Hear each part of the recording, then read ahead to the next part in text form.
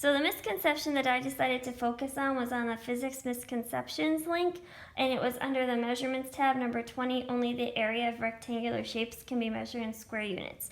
So I just created a worksheet and I put 3 different shapes on here. I put a rectangle, circle, and a trapezoid, and then I just wrote out their area formulas to start and put some measurements in them, and that box right there isn't going to be on the worksheet initially, so I have it kind of filled out a little bit. So the first thing that I would ask the students to do is just to find the area of each figure just using the numbers, kind of ignoring the fact that the units are there. So that's what I did first, just to save some time. So area rectangle, you just multiplied 7 and 4, and then the other ones 3 squared, and then I just left this one in units of pi to keep it simple. And then for a trapezoid, 1/2 base 1 plus base 2 times the height to get a final answer of 55. My next question to the students would be to discuss how many values are being multiplied together that are given to you in the image. So for your area, it's just length times width, so you're just multiplying the 2 values together that are given.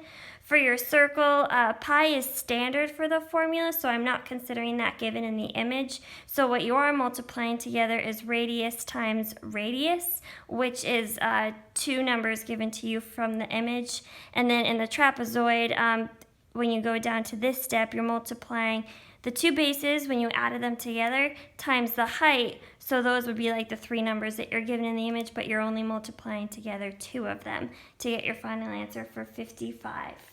The next step would be to substitute in the units along with the numbers in all of the areas for each shape. And then we would talk about what the concept of squaring actually means.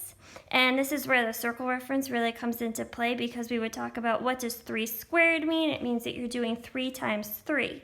So you can square numbers, you can square variables, and it's similar to units. You can also square units as well. So that's kind of where units squared comes from. It doesn't come from the shape of a square. It's a mathematical term. So then what I would do is kind of show the students where that squaring component comes from. So for the rectangle, we know already that we're going to multiply the 2 numbers together to get 28, but we're also going to multiply feet times feet, which would be weird to write 28 feet times feet, so we write 28 feet squared. So that's where the squared unit comes from, multiplying the units together. Same idea with this one.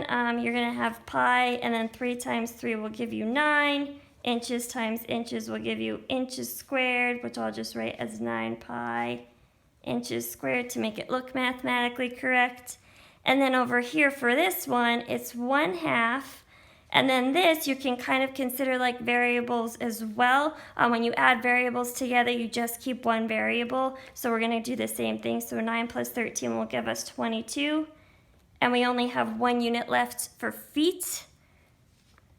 And then we're going to multiply that by 5 feet, which will give us a final answer when we multiply those 3 numbers together of 55. And then we're going to do feet, squared for that one. So that's where the units squared comes from. And then my final question would be, after we kind of discussed where that came from, would be to relate it to volume. So my final question would be, can we only measure the volume of rectangular prisms using cube units to kind of relate it to the misconception that was listed on the website as well? And then I have them explain their answer to determine whether or not they understood the concept of squaring.